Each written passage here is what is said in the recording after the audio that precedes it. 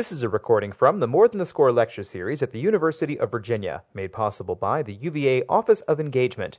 On September 5th, 2009, a crowd packed into the Virginia Room at Alumni Hall to hear a talk on Designing Thomas Jefferson's Academical Village. Richard Guy Wilson, Commonwealth Professor of Architectural History, showed examples of Jefferson's original drawings and how his ideas were shaped through collaboration.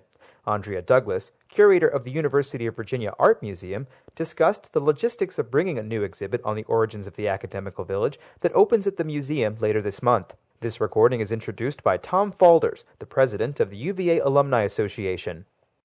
Well, first of all, welcome to Alumni Hall, and thank you for joining us for what is the fourth full season of More Than the Score, but we actually did one a year earlier, so we claim 5 years. It's fuzzy math, you'll get it. You're in for a real treat today. For those of you, particularly historians, many of you know Richard Guy Wilson. He is the Commonwealth Professor Chair for Architectural History here at the university, but he doesn't stop there, of course.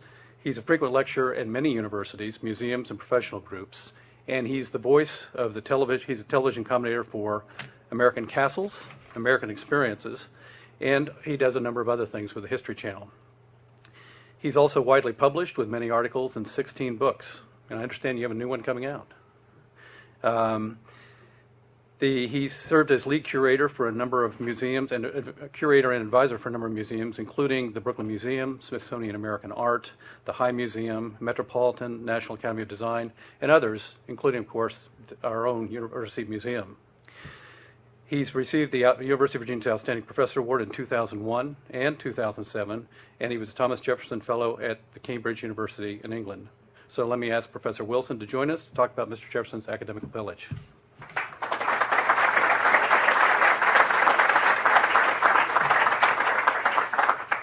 Well, thank you very much. I'm very honored to be here and delighted to come and talk about something which is dear to my heart and has taken a lot of time, too. The exhibit, which you see, this is the catalog cover, or the book. My understanding is that it is residing, several thousand copies of it are residing maybe about quarter of a mile from here in a warehouse. I have not seen it. It just arrived day before yesterday from China, from the printing in China, but will be available this coming week. And what it is, as you can see, it's a revised edition. This is an exhibit that I was involved with back in 1993 on the 250th anniversary of you-know-who's birth. And we decided to redo the exhibit. It was a very popular exhibit, to redo the exhibit and the book for this year. And so what you have is a chance to see this. The exhibit is going to be opening a week from today at the Bailey Building of the University Art Museum, which I assume you all know. And indeed, if you go over there, you will see this sort of activity taking place right now. Well, you can't go over there because it's closed, but we are in the middle of the installation of the exhibit. And I do want to note that something like this is not just the product of me or a couple names that do get associated with it. It's the product of many, many individuals over many, many, many years. And while this is very immediate, still at the same time, we also ought to recognize that some of the things you're going to be seeing in the exhibit, it's really rather extraordinary that they survive. Think back to October 1895 and a little event that took place on the lawn. And that we have these drawings, that we have this material is really rather extraordinary. And that there are also, I should note, that there are many other historians who've been involved with this over the years, and I certainly want to acknowledge, some of you may have recognized the name Sidney Fisk Kimball. Mr. Kimball designed the big building right across the street, Memorial Gym, and he is really the first scholar of Thomas Jefferson's architecture and founded the architecture program here at the university.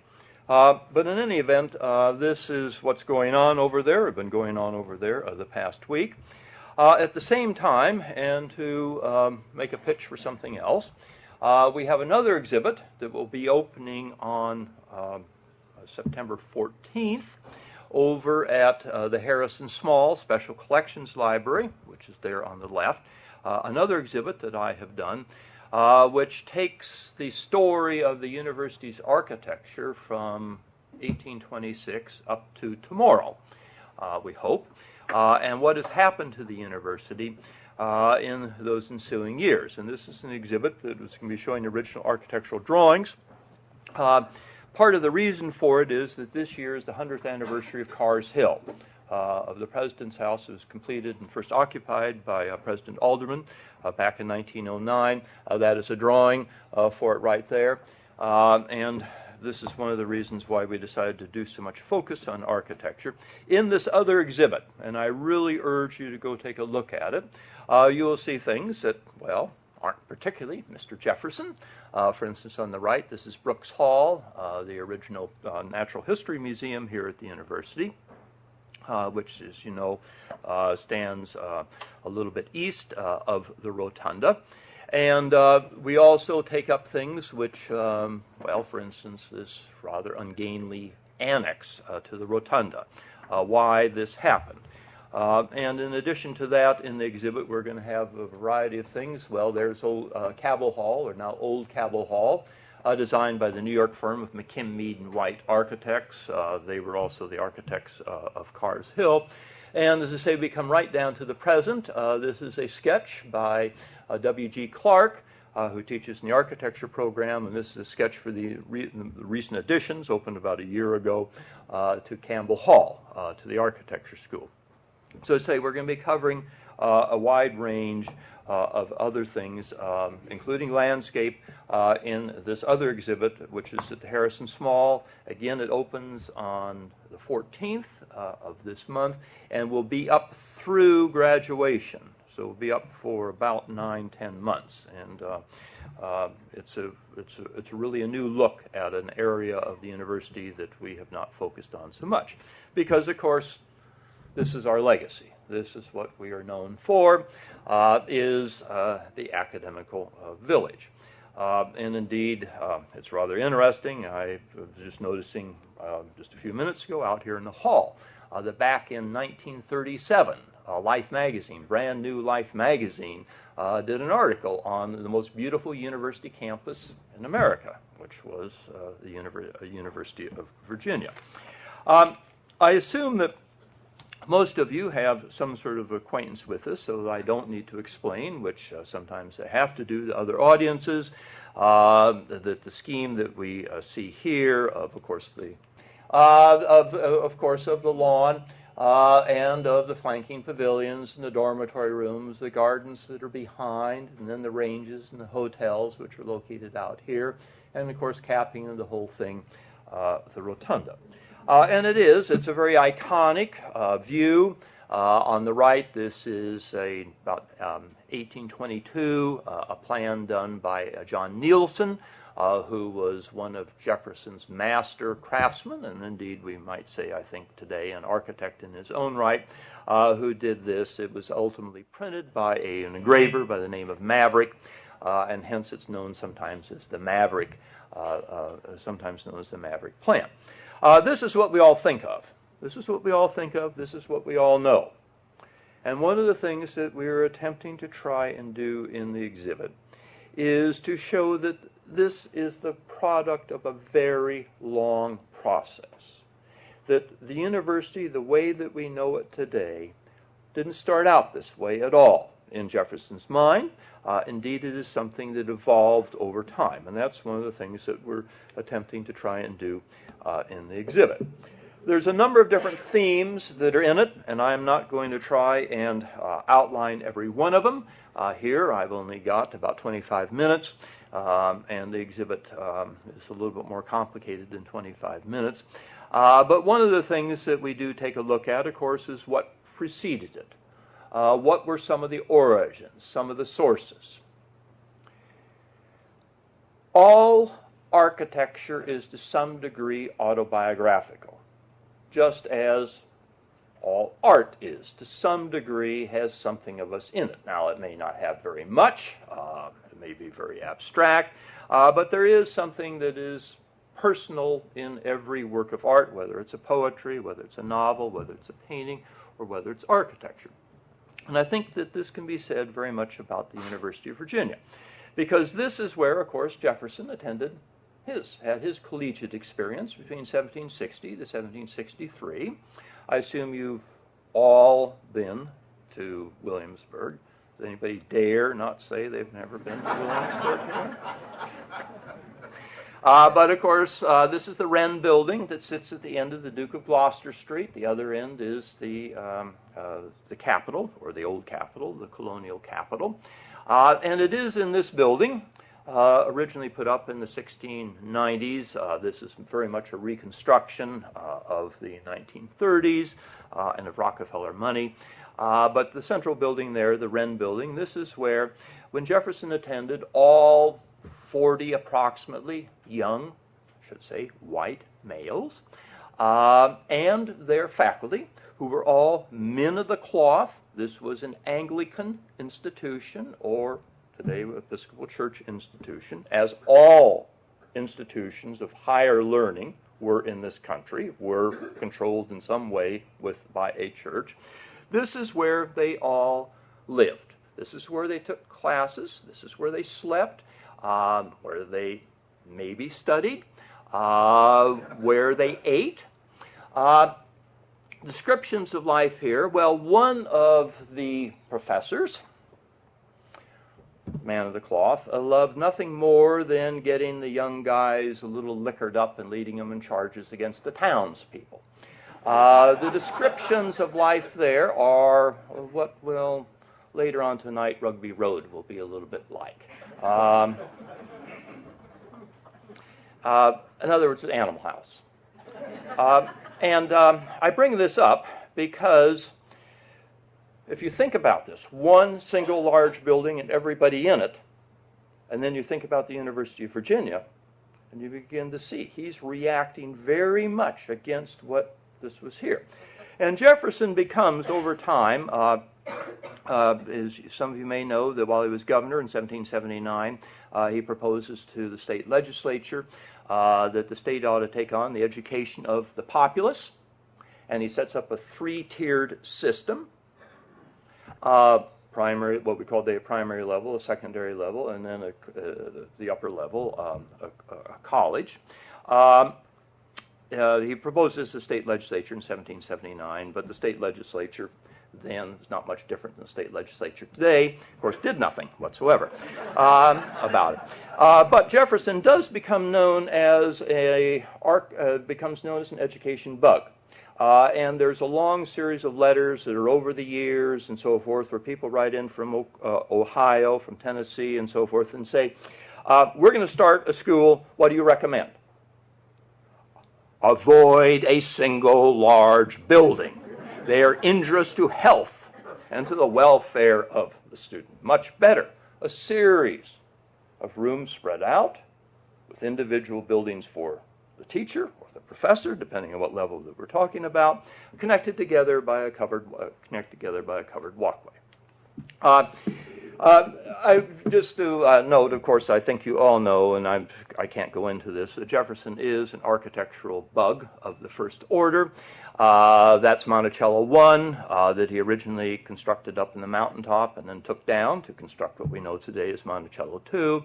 I'm showing you on the left, this is a drawing that he did for the expansion of the College of William and Mary, where there was a little controversy on the date of it. This is the front today, and what he attempts is to sort of enclose it into a quadrangle, and this may have been done about 1773, 1774. As I say, there's a little bit of controversy on that. But as I say, Jefferson's an architectural bug. There are literally hundreds of drawings by Jefferson for all sorts of things, from garden temples to his drapes. Wherever Jefferson moved, whether it was in Paris, New York as Secretary of State in the Washington administration, Philadelphia, writing the Declaration of Independence, he remodeled his quarters. Even though he doesn't own them, he remodels them. What does that tell you? Well, obsessive, maybe, but also it says that he is passionate about his surroundings and the way it is that he lives. And the way that he gets a lot of his ideas, some of them do come from travel. He spends 5 years in Europe, principally in France and in Paris, as the American ambassador between 1784 to 1789, but also gets his ideas out of books such as this. This is one of his most favorite. Here are some more books. And it's out of books like this that he does learn a lot about architecture, about the hierarchy of the orders. There is a hierarchy in this. And if you think about the lawn for a minute, it's going to appear over there. Now, to come to what we're going to be seeing, also be seeing in the exhibit, you will have a chance to look at drawings that, as I say, are rather remarkable, that they survive. And you can also see ideas being worked out.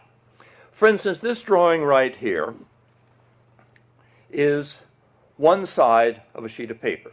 And if you look down to this corner right down here, and you see it's over there. It's one side, it's two sides of a single sheet of paper. And this is by Jefferson. And this brings up a very good point that paper was not the disposable commodity it is today. It was expensive. Paper was still an expensive sort of a thing. And so you can see that he is, in his own way, attempting to make use of things. In the case of this here, in 1812, a group of individuals here in town, one of which was a nephew of Jefferson, had come up with an idea that they wanted to start a local academy.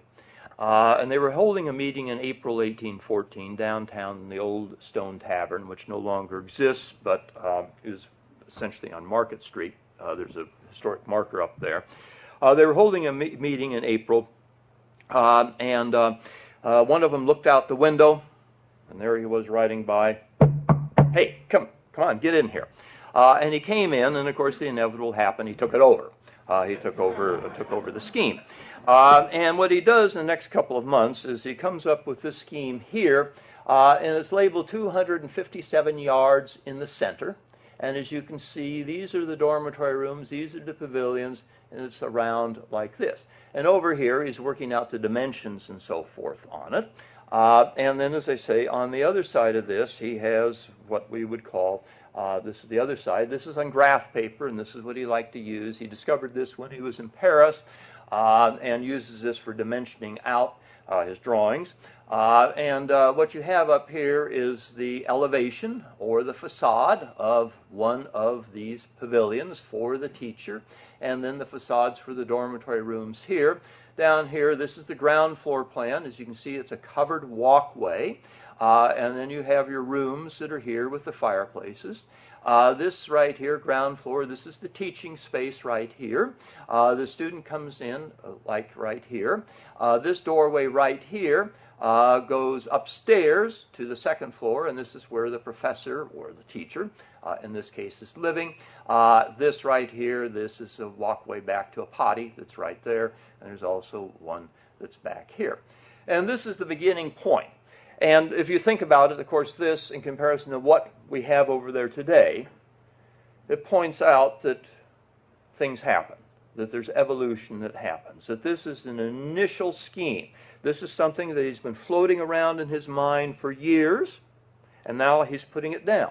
And, of course, this 257 yards here, 257 yards is what? How many football fields? That's the way we measure things, right, nowadays, right? Yeah, 2.5 football fields. Okay, how far across is the lawn today? 186 to 190 feet from one side to the other. So the point is that from 257 yards, now this would have been great if we had been located out in Iowa or someplace like that. No, but had a big flat plain or down in the Piedmont, not the Piedmont, down in the Tidewater. But up here in the Piedmont, this is a little problematic. But this is, in other words, this is the idea that has been floating around. So my point is that you can see here, and this is, I think, one of the important things about exhibitions and so forth, that you can see how things occur. We also, you will be able to see that he asks for advice.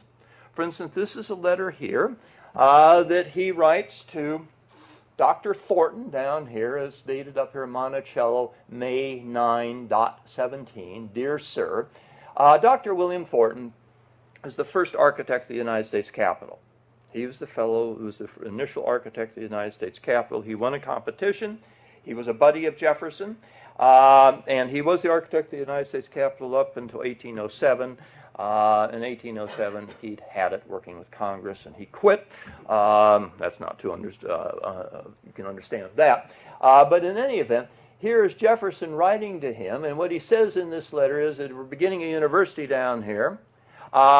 Would you give me some suggestions? Would you give me some suggestions? And here here's a sort of a rough sketch by Jefferson. It says grass and trees. And see, it's still this big open sort of a thing right here. In this letter, he says that he wants the fronts of the pavilions to be specimens for the architectural lectures. In other words, that he wants this to be a learning environment. The environment is much a part of the learning process as me blabbing away in the classroom.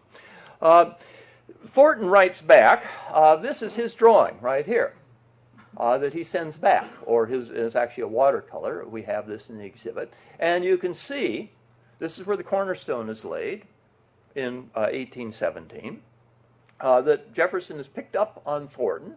Not quite exactly. What Thornton suggested was that the central pavilion be this, and then the other 8 pavilions be like this, flat-topped up here. But Jefferson picks up on this and, of course, modifies it. It's a different order that's up there, but this is the front of pavilion number 7. He also writes a letter off to this guy.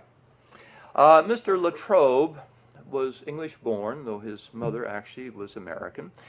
He was an architect in England before he arrived in Norfolk. In 1795, he practiced in Richmond for a few years before making his way up to Philadelphia.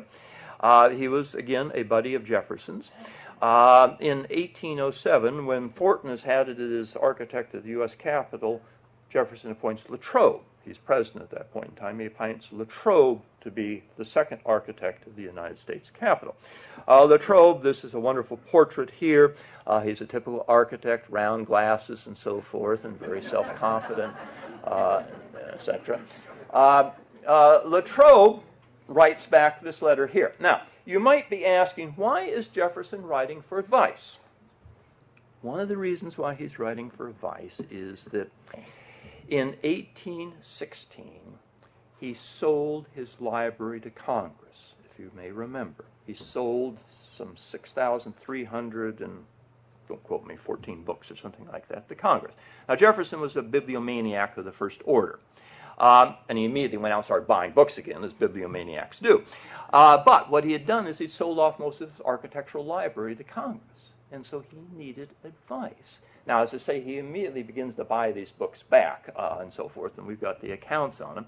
But still, what he's doing is he's writing to these guys to ask for help, which also, I think, shows a certain amount of confidence in his part in the sense that, I know what I want, but I need advice. And I think that is something that we all could learn at times when we're involved in projects. Anyway, Latrobe writes back with this scheme here, and he suggests, well, why don't you put a domed building in the center? And if you look carefully, you can see this is written by it's a very acidic ink, and so it's bled through the paper over the years. So anyway, and for instance, and this is something else, in the exhibit we have this drawing. Notice this that's scratched out up there. You put it up on a red infrared light, it says Latrobe behind it, even though this is Jefferson's drawing. Based on this, there's plenty of notes, and you can see down here. The other thing that's very interesting, Jefferson's drawing, notice this is dotted line. Dotted line goes down. He's encompassing a sphere. Now, this is something that I think is pretty, today we don't pay much attention to, but there was very much this idea, an ideal of perfect geometrical forms. And so the idea was that we have a sphere, which is the most perfect of all forms, that would be encompassed inside. Does this mean here that Latrobe is the architect? Well, yes and no. still Jefferson is the guy who's making the decisions. He does the drawing. Here is the section, and notice again, he's drawing in a sphere here. This is Jefferson's section. There's the library up there, classroom, so forth down here.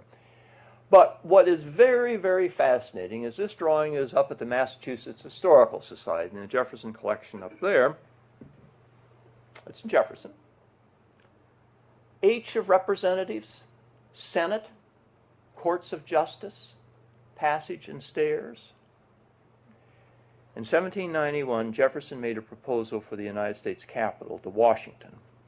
Washington didn't accept it. They went on and got Thornton to be the architect, but this is his. What Latrobe is doing, which is something that, in a sense, we all like, is he's saying, well, you know, you had a great idea way back there. Here it is. Use it again, in a sense. He's giving back Jefferson, because Jefferson had a dome bug. If there ever was a guy who had a thing for domes, it is Jefferson. There is also an exhibit, and very, very briefly here, just to show. There is in the Jefferson drawings here, there is this drawing. As you can see, it's a sort of weird thing. It's by Jefferson. There it is. The rotunda up there. It's just one side of the lawn. He just has 4 pavilions in it. It's a long story about shifting numbers of pavilions and so forth and that type of thing, which I won't go into. But it's cut out. And, you know, for a long time, sort of scratched my head, or myself and my students scratched my head. What the heck? And then as we began to look around, we found this. Well, we shoved this in. But if you look at this, here's the pavilions, and then here are the ranges and hotels with the gardens down here. And then there's other drawings. So what he did was that he'd done this, and then there is some correspondence with Jefferson and a couple of the members of the Board of Visitors, and in particular it was Cabell, who said, you know, this is a sort of an awkward arrangement. So what does he do? He cuts it out, and there's actually a sequence of these as he tries out different schemes. Now you might say, why? Well, of course, today with, you know, Xerox machines and all of that, or with digital, you don't have to do any of this stuff. But here he is. He's an 80-year-old individual that has broken both of his wrists doing these laborious drawings. Well, I'm not going to redo the drawing. I'll cut it out and so forth and redo it this way. So again, you get to investigate the methods of work. There are also the drawings for the different pavilion fronts. These are on both sides. This is the graph side. Here is an elevation and the plans. On the back, if you look at these closely, he's figuring out the dimensions. He's figuring out how... Somebody's got to figure out how many bricks you're going to have for something like this. The sources, for instance, pavilion number 2. Here he writes there the Ionic of Fortuna Virilis. This is a plate out of Palladio. Palladio is one of, I showed a cover a minute ago, is one of his favorite books. And you can see that he's adopting certain elements of this for the front of this. This is very interesting.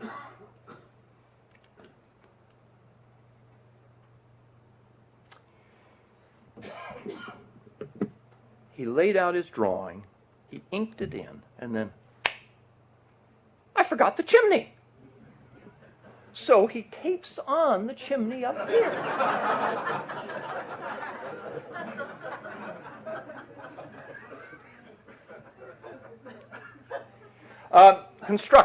Construction.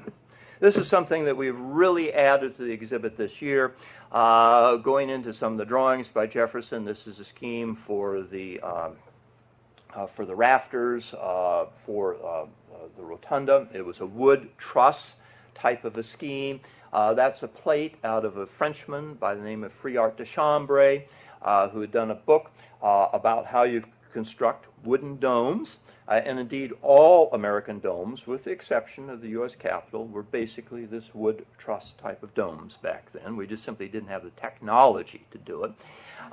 Jefferson had owned the book, sold it to Congress, and there's a letter in which he writes to somebody, says, you've got a copy of this, will you please loan it to me? We need it for the university. And, of course, there's a wood truss dome.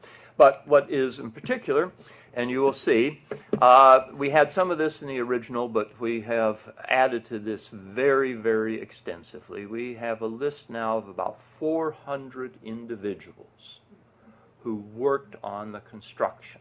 And in some cases, we can figure out what they did, as you can see here.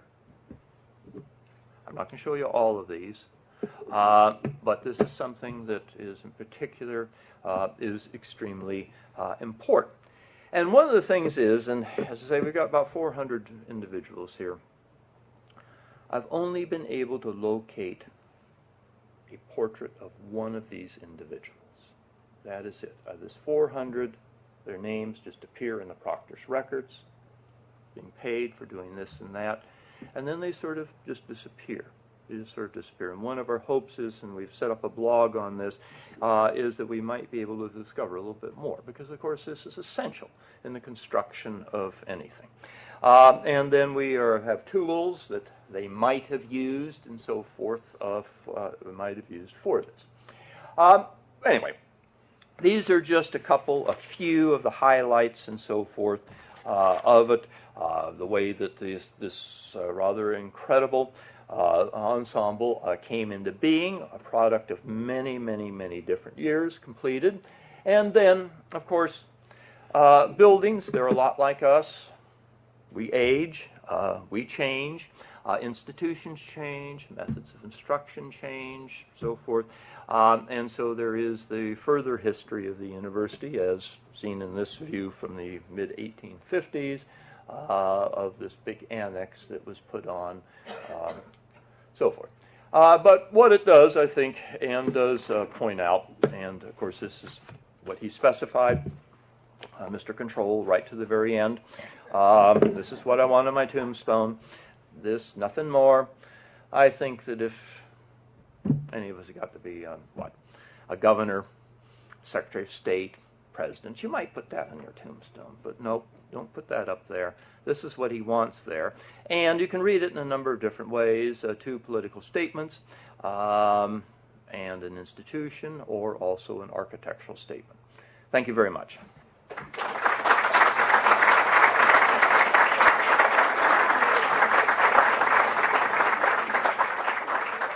And the person bringing this exhibition to you is Andrea Douglas, who's been curator and collection of exhibitions at the University of Art Museum since 2004. She's done a lot of different exhibitions. I just wanted to say one thing. She's a consummate academic. She has 4 degrees, 2 of which are from the University of Virginia, so she should double who. So Andrea, come on up. Thank you all very much for coming to hear Richard and I talk about this exhibition. It is, with all exhibitions in the museum, as Richard indicated, a labor of several people, and with all exhibitions of this size. And I'd like to let you know that this exhibition has over 100 objects in it. And so my role today is to sort of give you a sense of how an exhibition of this size gets into this museum, and also to say that it is a question, we're looking at the Academical Village, and it's an exhibition about architecture, but we also have to talk about the university's art museum and its architecture, because prior to bringing this exhibition, we completed a renovation project, and a renovation project that in some ways allowed us to be able to get the kinds of loans that we were able to garner for this exhibition. The museum, for a very long time, until August 14th, and I want to reiterate this date, August 14th, because we finished our construction or renovation of the museum on the 14th, and we're opening this exhibition 1 month later, almost, which is a feat in and of itself, because part of bringing an exhibition like this to the museum has a lot to do with design. And so you figure you have a month to open it, you count back, you've got 2 weeks to install it. So essentially we're doing this all in 10 days. So 100 objects, over 100 objects in 10 days, and an entire museum thereafter. And I'll show you some images of the other shows that are also going to open on the 12th of September. But so for a very long time, I started to say that the museum had an issue with its climates. And this is kind of a behind-the-scenes conversation. It's going to be a little dry, this part of it, I have to say. An issue with its climate. We live in Virginia, and so humidity levels at any time of the year can vary from season to season. And to bring exhibitions such as this, particularly with the number of pieces of paper in that, and the age of these pieces of paper, beginning in 1822 is the date on this drawing here, this Nielsen drawing here, 1822. You really need to have stable climates. You really need to know that the material that you bring in to the museum will be protected in that way. And so while we're also talking about the academical village, we're talking about a construction project or a renovation project that will allow for this kind of installation. So what we did was we created a climate system, completely climatized. And why that's important is when you say to the National Gallery or to the New York Historical Society, where this particular portrait of Jefferson comes from, we'd like to borrow your portrait. They say to us, why? Why should we lend it to you? This is a really important portrait by Rembrandt Peale from 1805. It's one of the most well-known portraits of Thomas Jefferson. It's almost the signature portrait of the aging Jefferson. Why should we let you have it? Well, our response has to be, because we have perfect climate. And then they say, prove it. So we have to go and do all of these readings, months and months and months, and if there is a fluctuation, plus or minus the readings that they give you, they say no. The University of Virginia will say no. Monticello definitely will say no. So the renovation of the museum was a vital thing. Richard told you that the exhibition was first installed in the museum in 1993. So, these things are possible. The museum, as I said, has had climate control, but now we have an entire building of climate control. But how does one present an exhibition in 2010? What are the ideas that have to go in? How do you present this material in a way that's fresh? How do you expand the knowledge? Because obviously our hope is to create a situation wherein we are able to, as a university, expand the knowledge of the information that we present. And so Richard did mention this idea of the blog. And that's one of the things that I'd like to invite you all to take a look at, because we launched that blog in February in the hope of advancing the scholarship and also giving people an opportunity to talk about the exhibition and talk about their experiences on the lawn, talk about other buildings that they've seen that are reminiscent of the rotunda, reminiscent of other buildings on the lawn. So those were the issues, some of the issues that we had to contend with beginning in 2005. An exhibition of this size, we planned for that easily 4 years in advance. So we started this conversation in 2005. We started the conversation so that we could really make sure that we could get the kinds of loans that we needed for the exhibition. What happened in 2009? Presidential election. Difficult to get loans because of a presidential election. But we were able to do that. So that's why you have to go and do these very long periods of planning, because there is competition. A portrait of Jefferson is a very important portrait during an election year. So you start planning for these things very early on. We have to thank the President's office for this exhibition. He provided that office provided the major funding for the exhibition. We have to thank the Provost's office for it. They provided yet another major funding for it. This exhibition, because of the level of design, and you saw some of the images of that as Richard went through, the level of design in this exhibition demands that we do a lot of work prior to the opening of the exhibition in order to get it in. Unfortunately, I'm unable to invite you all over to the museum today. So this is really a plug to get you all to come back over and over and over again, because it's not an exhibition that you can just come through one time. There is so much to see. There's so much looking to do. Richard talked about the way that it describes the mind of Jefferson. And I think it does that in multiple ways.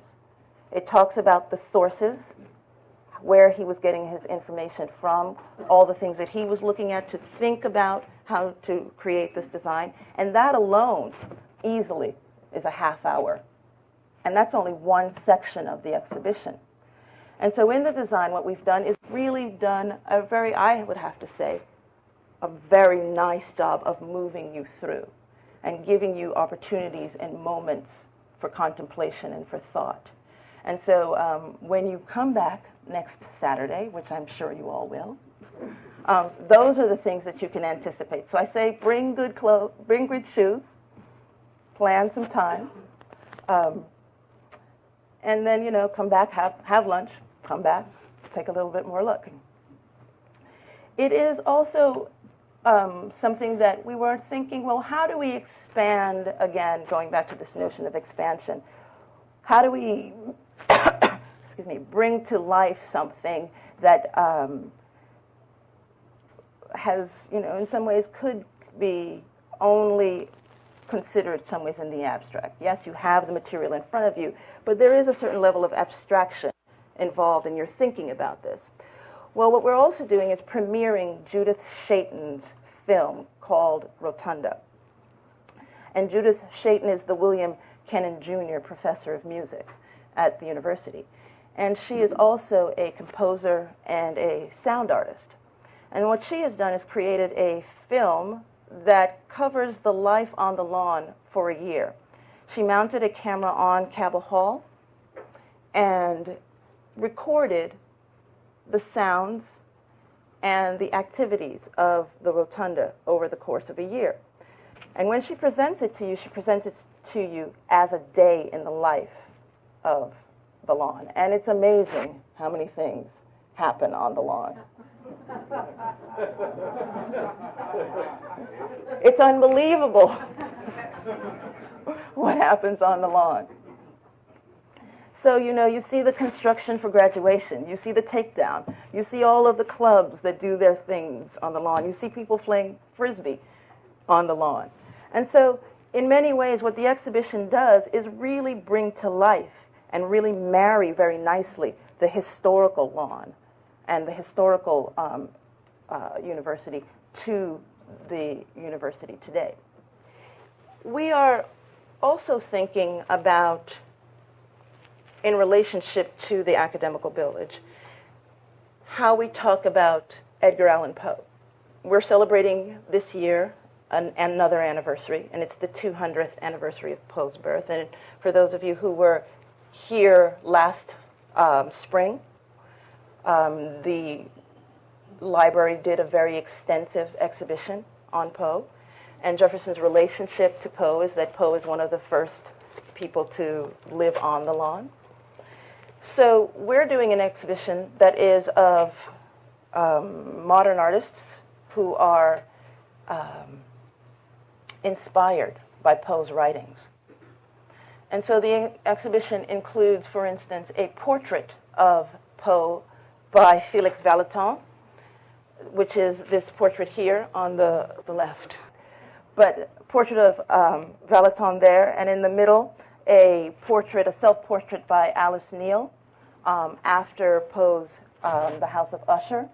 And this is a portrait that is in an artist book that was produced posthumously.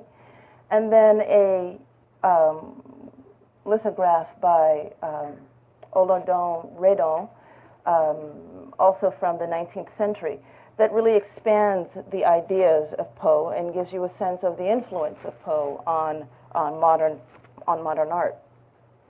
And that will be in the gallery just adjacent to the Academical Village. So once you've spent 2 or 3 days looking at the Academical Village and you've come back for that 4th visit fourth football game, you can then go into the Expanding Eye and experience that exhibition.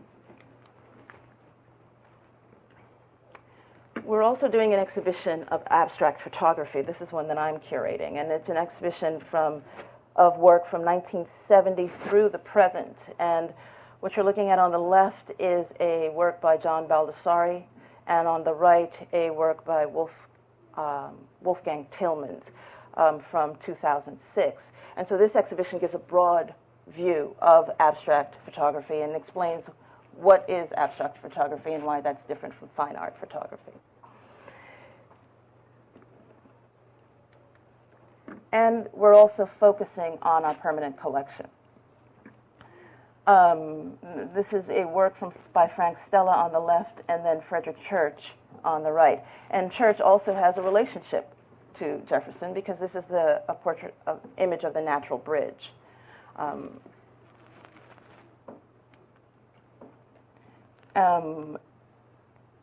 We are working with the Kluge Rue to bring some of their larger objects to the museum so that people get an opportunity to see this very important collection. It's one of the largest collections of Aboriginal art in the world. And this is housed at the university. Do you all know where Kluge Rue is? Okay, good. Because that's yet another thing you can do on your 7th visit.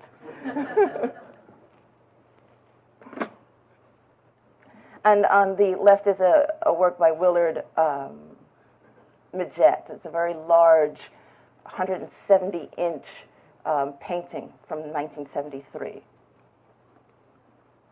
And then some works from our Works on Paper collection.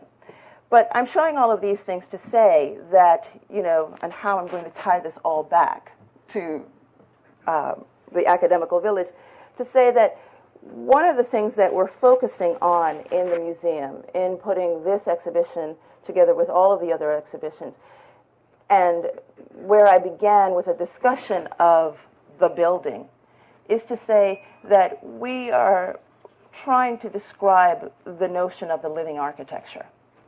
That the building that all of these works reside in, that the exhibition resides in, is a matter of a kind of living architecture. And that when you walk through Jefferson, the Academical Village, and are able to very much understand through issues of design, issues that allow you to physically understand the thinking behind the development of the lawn, and then further extrapolate that to the thinking behind the development of an exhibition, and further extrapolate that to the building where these materials reside, you get a very clear sense of a kind of architectural program at the university and the way in which things move from one idea out to another. The exhibition as it is situated, as I say, it's 100 objects. It includes tools, so you get a very clear sense of the objects. Richard talked a lot about the paper. There is the actual paper in the exhibition that we borrowed from Monticello. There are the portraits that we have taken from our own collection and from collections from the New York Historical Society, the National Gallery, from the Willard Clock Museum, all again to reiterate the ability to do those kinds of things. There is a sense of the original governance of the museum, of the university, portraits of the Board of Visitors, and then finally the notion of the lawn itself, the living lawn, the life of the lawn.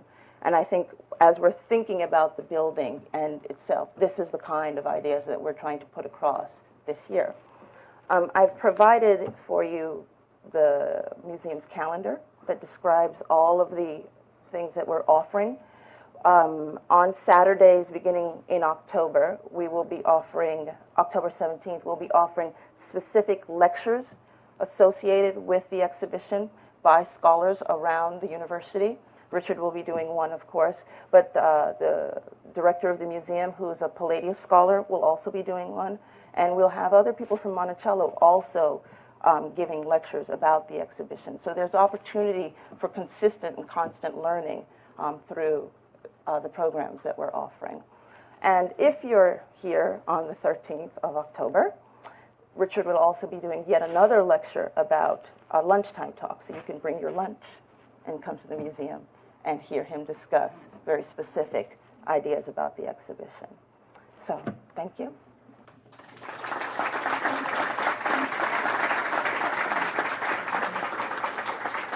We have time for a question and answer. The question is about Jefferson and Europe, right, and his involvement over there. It's too bad you asked that question because that's what I'm writing a book on. So if we got a couple of days here. There actually is a very good book on Jefferson in Europe by George Shackelford, who actually is an alum of this institution, who taught at VPI for many, many years, called Jefferson's Travels in Europe.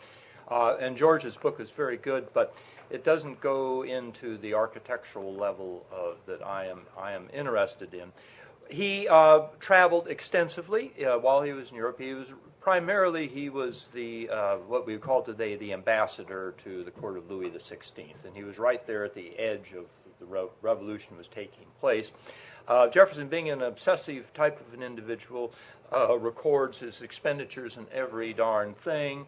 I sometimes joke that he lists everything, but he never bothered to balance his checkbook in the end, And if you know, he had financial problems. But we do know all of his travels, and it's a wonderful project for me because it gives me an excuse to run around Europe and so forth and follow him. He went to England. I visited England 3 times. He went down to the south of France twice.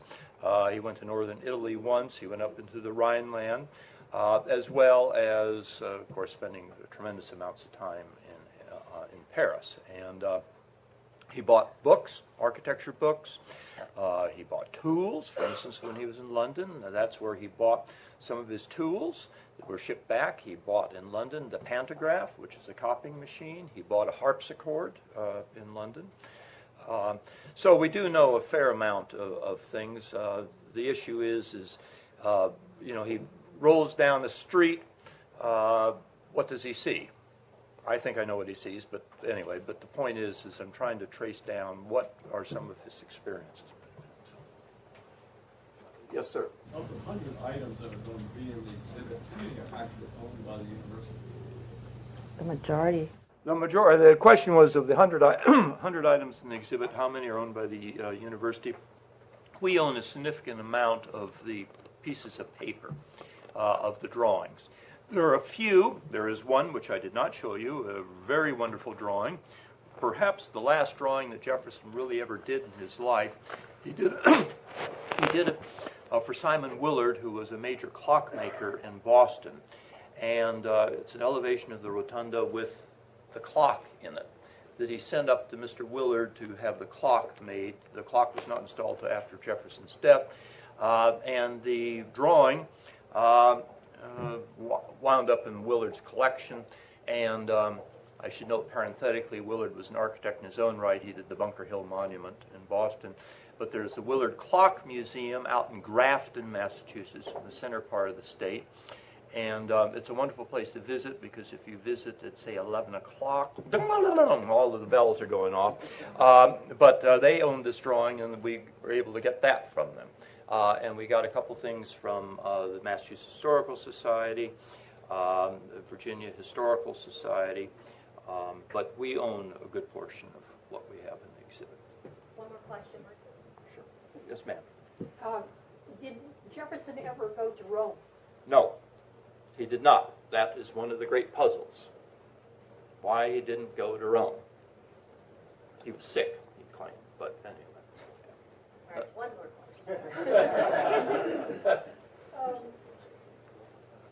It seems to me that Jefferson very much saw his surroundings as a whole stuff. Landscaping at Monticello is a very important thing, but I've seen very little about any of that about the university. Is there stuff in the exhibition, or do you talk about it? we talk about it, and there is some things in the exhibition, and of course he intended that there be grass and trees on the lawn. We do know that the university purchased a significant amount of plant specimens just prior to Jefferson's death. There was an intention for a botanical garden about right where we are standing. He wanted to put a botanical garden here, but he passed away and nothing happened. But no, there is the landscaping. You're right, it's a very, very important element.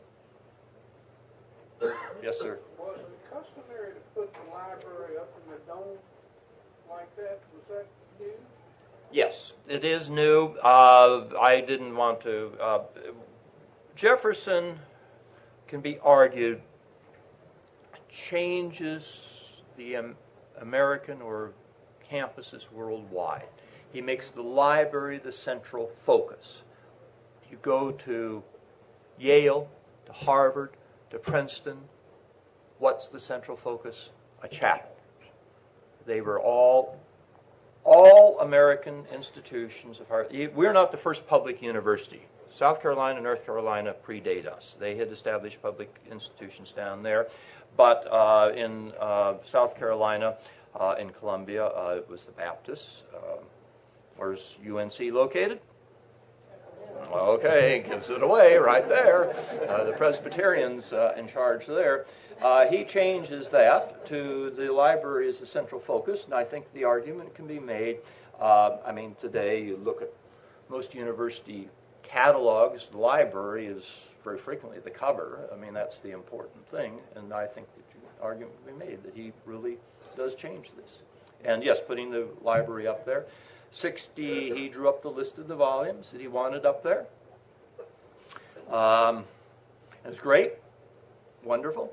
The problem was, what happens when you get, he had 6,300, what happens when you get 10,000, 15,000, 20,000, 30,000? Because how could he foresee that right at that point in time, there was a big revolution taking place in the production of paper and in printing?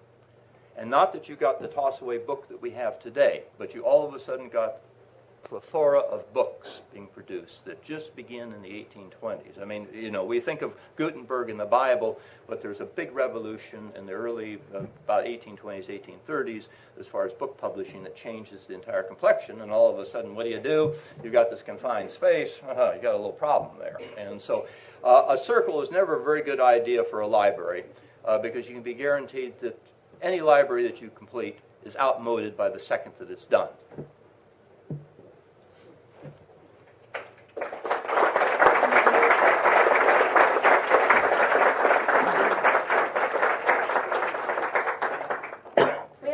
Gifts for our speakers on behalf of the Alumni Association and the Office of Engagement. We'd like to thank them for coming out and spending the morning with us and sharing their expertise.